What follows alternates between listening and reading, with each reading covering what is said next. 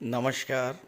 मैं वी शास्त्री अपने चैनल के माध्यम से आप सभी दर्शकों का बहुत बहुत स्वागत करता हूं। दाम्पत्य सुख, विवाह, व्यापार में उन्नति, इच्छाओं की पूर्ति कराएंगे वक्री देवगुरु। जी हाँ, ग्रहों के महामंत्री, देवताओं के गुरु देवगुरु बृहस्पति यही सब करने के लिए, यही सब कुछ प्रदान करने के लिए 4 सितंबर को मेष राशि में वक्री होने जा रहे हैं और 31 दिसंबर 2023 तक मेष राशि में ही वक्री रहेंगे। देवगुरु का वक्री होना और पूरे 118 दिन तक वक्री रहना हम सभी के जीवन में एक सुखद परिवर्तन लाने वाला होगा, धन लाभ कराने वाला होगा, भाग्योन्नति कराने वाला होगा और हमारी इच्छाओं को, हमारे सपनों को पूरा करने वाला होगा। क्योंकि वक्री अवस्था में देवगुरु को चेष्टा बल की प्राप्ति होती है। देवगुरु सामान्य अवस्था से 3 गुना अधिक फल प्रदान करने में सक्षम होंगे और साथ ही साथ एक भाव पीछे का भी फल प्रदान करेंगे। तो देवगुरु के वक्री होने का कुंभ राशि के जातकों के जीवन पर क्या प्रभाव पड़ेगा, इसी का विश्लेषण करेंगे इस वीडियो में। ये विश्लेषण आपकी चंद्र राशि के आधार पर किया जा रहा है और वीडियो के अंत में मैं आपको देवगुरु बृहस्पति के उपाय भी बताऊंगा। तो ये है कुंभ राशि के जातकों की कुंडली। देवगुरु बृहस्पति का गोचर आपकी कुंडली के 3रे भाव पराक्रम भाव में हो रहा है और 4 सितंबर को वक्री होने के बाद देवगुरु कुंडली के एक भाव पीछे यानी धन भाव का भी फल प्रदान करेंगे। और इसके अलावा वक्री अवस्था में देवगुरु को चेष्टा बल प्राप्त होगा, फल प्रदान करने की क्षमता 3 गुना तक बढ़ेगी। अब देखिए, देवगुरु को 3 दृष्टियां प्राप्त हैं, पंचम, सप्तम और नवम दृष्टि। और देवगुरु की दृष्टियों में अमृत होता है। देवगुरु की दृष्टि जिस भाव पर पड़ती है उस भाव का विस्तार होता है, वो भाव गंगा जल की तरह पवित्र हो जाता है और उस भाव के सभी शुभ फल प्राप्त होते हैं। तो देवगुरु की पंचम दृष्टि पड़ेगी सप्तम भाव पर, देवगुरु की सप्तम दृष्टि पड़ेगी भाग्य के भाव पर, पंचम दृष्टि सप्तम भाव पर, सप्तम दृष्टि नवम भाव पर और नवम दृष्टि पड़ेगी एकादश भाव पर। इसके अलावा देवगुरु बृहस्पति लाभ के भाव के और धन के भाव के स्वामी भी हैं। लाभ के भाव के और धन के भाव के स्वामी होकर के पराक्रम के भाव में गोचर कर रहे हैं और भाग्य के भाव पर दृष्टि डाल रहे हैं। तो इसका सीधा सा संबंध बन रहा है एकादश भाव का, धन भाव का और भाग्य के भाव का। तो भाग्य के भाव से धन का लाभ होगा, धन का संचय होगा और 3 गुना अधिक। पहले बात करें देवगुरु की पंचम दृष्टि के बारे में, जो कि कुंडली के सप्तम भाव पर पड़ रही है। और सप्तम भाव जो होता है ये आपके दाम्पत्य सुखों का होता है, वैवाहिक जीवन का होता है, पार्टनरशिप का होता है, आपकी सोशल इमेज का होता है, व्यापार का होता है, लीगल कॉन्ट्रैक्ट्स का होता है, व्यापारिक अनुबंध का होता है और इसके अलावा सप्तम भाव आपके डेली इनकम को भी शो करता है। तो गुरु की दृष्टि सप्तम भाव पर पड़ने से इन सभी चीज़ों के प्रभाव में वृद्धि होगी। और चूंकि गुरु भाग्य के कारक भी होते हैं और भाग्य के भाव पर दृष्टि भी डाल रहे हैं, तो इस समय सप्तम भाव की चीज़ों में आपको भाग्य का सपोर्ट भी मिलेगा। गुरु विवाह के कारक होते हैं, संतान के कारक होते हैं, तो इस समय उत्तम कोटि का विवाह या उत्तम जीवन साथी प्राप्त करने का योग बनेगा। और सबसे बड़ी बात, चूँकि गुरु धन भाव के भी स्वामी हैं और धन भाव का फल भी दे रहे हैं, विवाह के बाद धन की प्राप्ति और भाग्योन्नति का भी योग बनता है। ये संभव है कि विवाह के बाद आपकी आर्थिक स्थिति में बहुत बड़ा परिवर्तन, बहुत बड़ा सुधार देखने को मिले। यह भी हो सकता है कि आपका जीवन साथी पहले से ही किसी जॉब में हो, कोई व्यापार व्यवसाय कर रहा हो और वो घर का अर्निंग मेंबर बने और उसके आते ही आपके घर में धन का भंडार दिनों दिन बढ़ना शुरू हो जाए।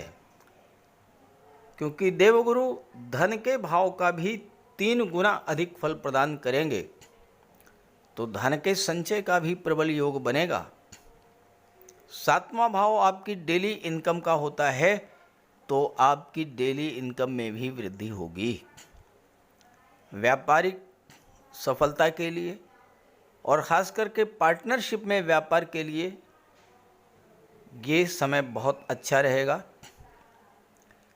जीवन साथी के साथ रिलेशंस आपके बहुत अच्छे हो जाएंगे और आपके व्यापार व्यवसाय में आपके जीवन साथी का बहुत बड़ा सहयोग मिलेगा। आपके परिवार के सदस्यों का भी बहुत बड़ा सहयोग मिलेगा, क्योंकि देवगुरु दूसरे भाव का फल भी देंगे और दूसरा भाव जो होता है ये होता है आपके परिवार का।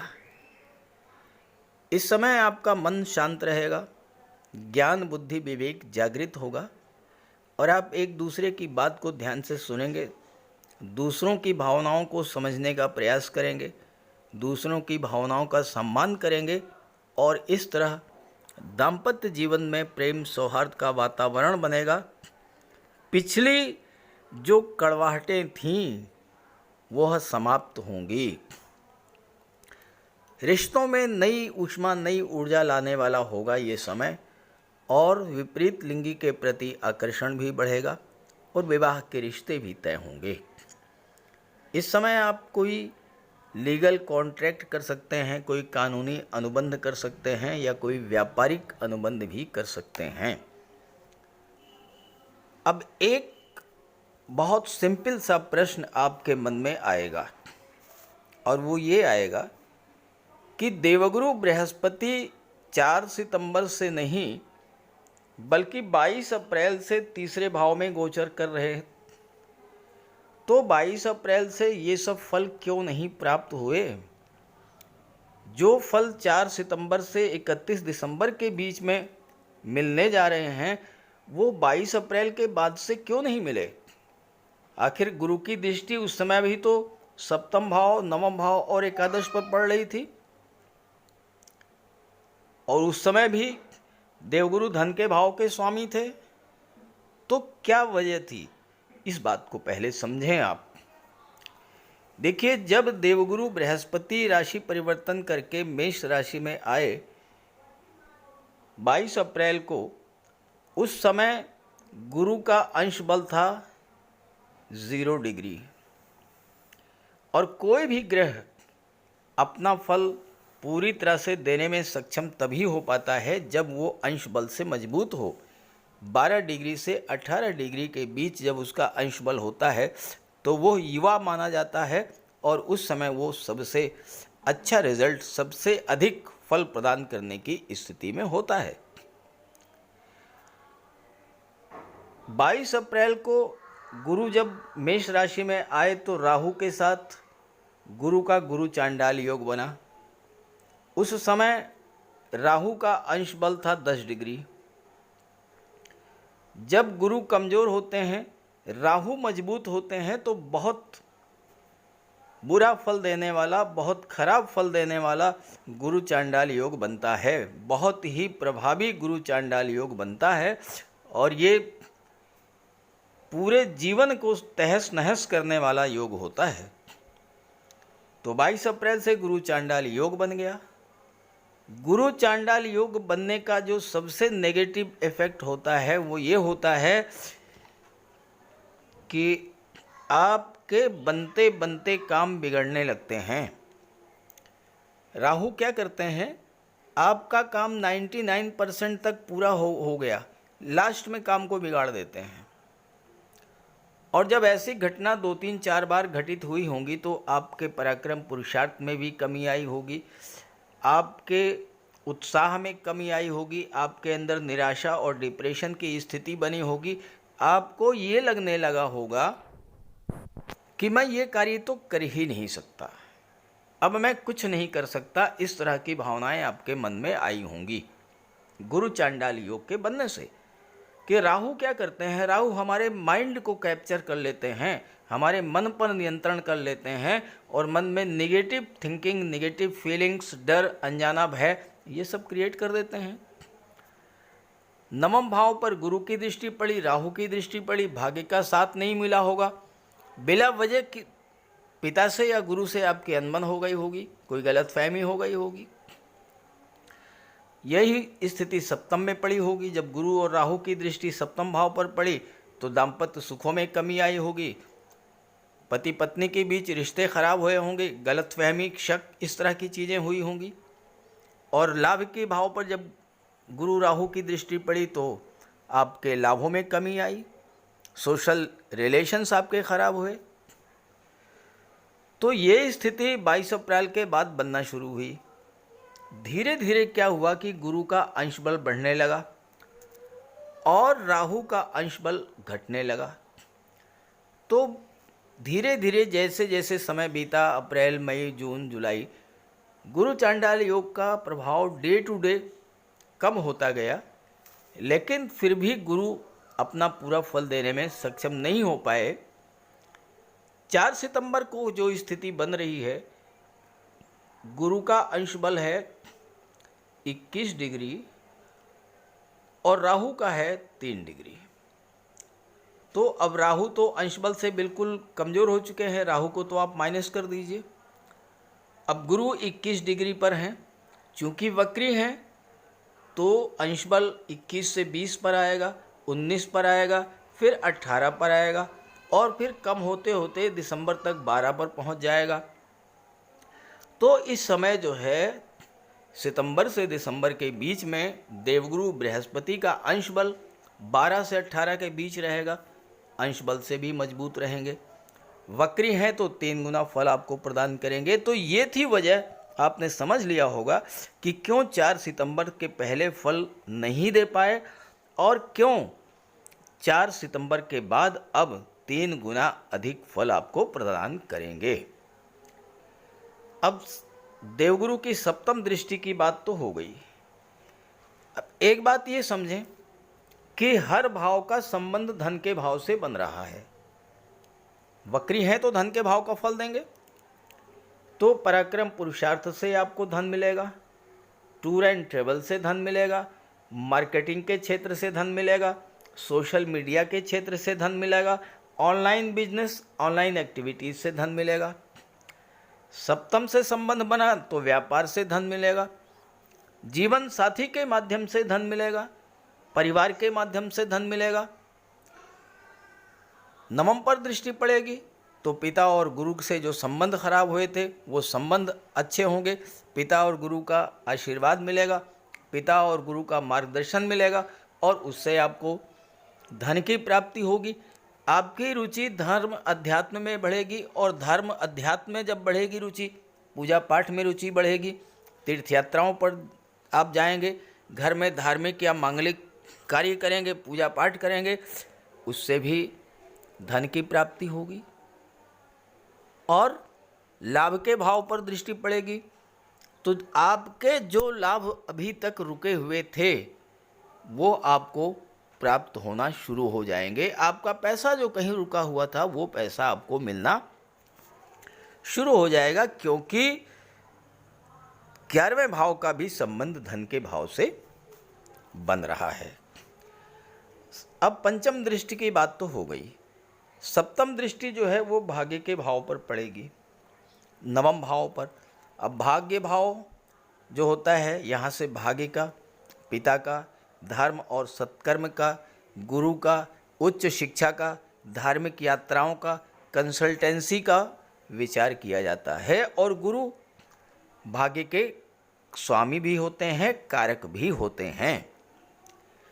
तो पहली बात तो कि भाग्य का आपको सपोर्ट मिलेगा, और जब भाग्य का सपोर्ट मिलना शुरू हो जाएगा, राहु मार्ग से हट जाएंगे, तो आपके जो भी अधूरे कार्य रह गए थे, अब वो सब एक एक करके पूरा होना शुरू हो जाएगा। पिता गुरु का मार्गदर्शन प्राप्त होगा, आशीर्वाद मिलेगा और आप जीवन में आगे बढ़ेंगे। गुरु के प्रभाव से आपके बौद्धिक क्षमता, आध्यात्मिक क्षमता में वृद्धि होगी, और आपके अंदर इतनी क्षमता होगी कि आप दूसरों के विश्वास और भावनाओं को भी प्रभावित कर सकें। तो इस तरह से आप शिक्षक के रूप में, काउंसलर के रूप में, धर्मोपदेशक के रूप में, या लीगल या फाइनेंशियल एडवाइज़र के रूप में भी इस समय अगर आप कार्य शुरू करते हैं या कर रहे हैं तो बहुत अच्छी सफलता मिलेगी। उच्च शिक्षा के लिए विदेश जा सकते हैं, या किसी अच्छे और प्रतिष्ठित शिक्षण संस्थान में अध्ययन का आपको अवसर भी प्राप्त होगा। यात्रा, देवदर्शन, तीर्थ यात्रा की इच्छा अगर आपके अंदर थी, आपकी वो इच्छा भी इस समय पूरी होगी।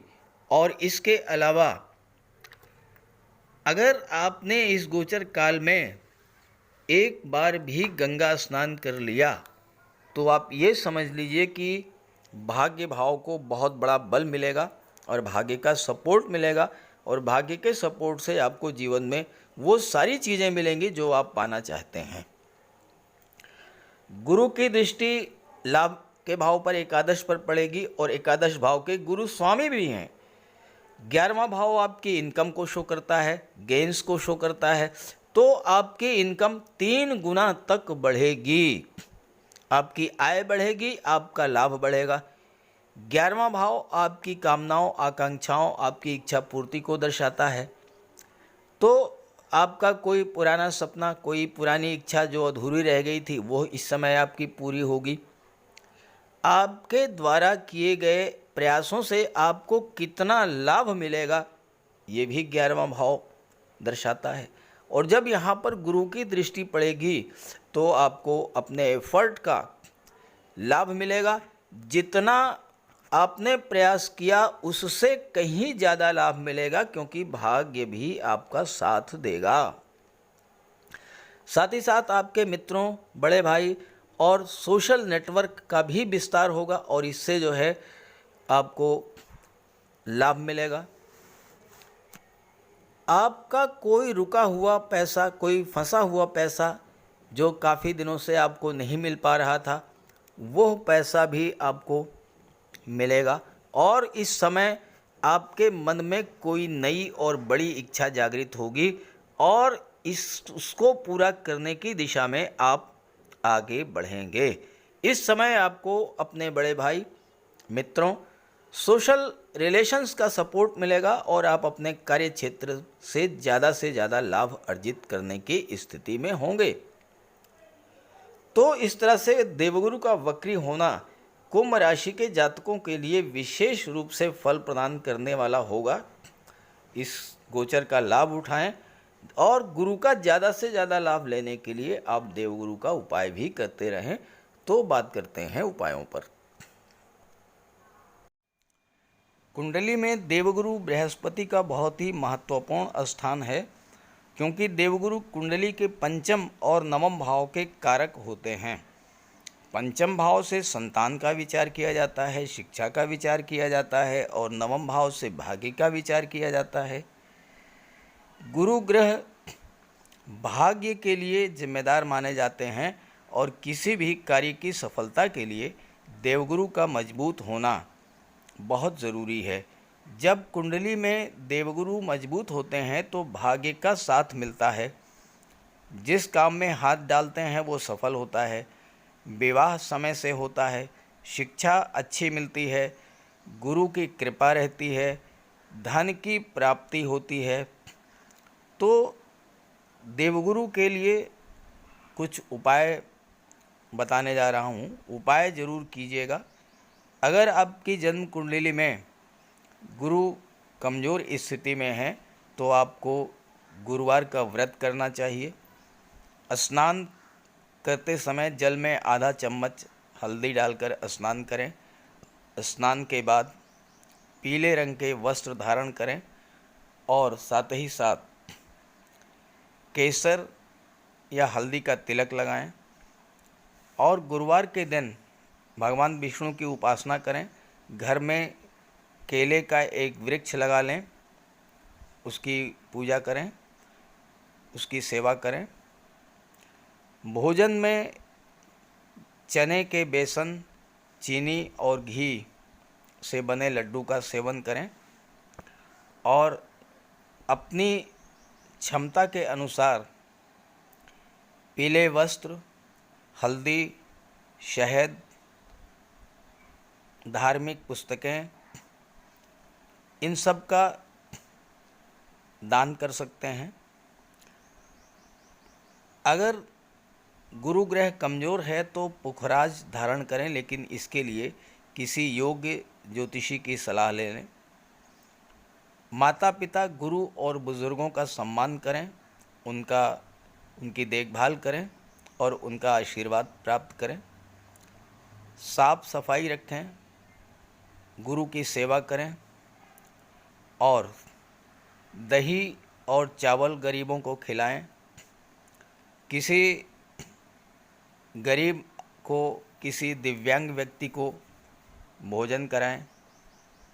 किसी वृद्धाश्रम में जाकर के वृद्धों के साथ कुछ समय बिताएं, उनकी समस्याओं को जानें, समझें।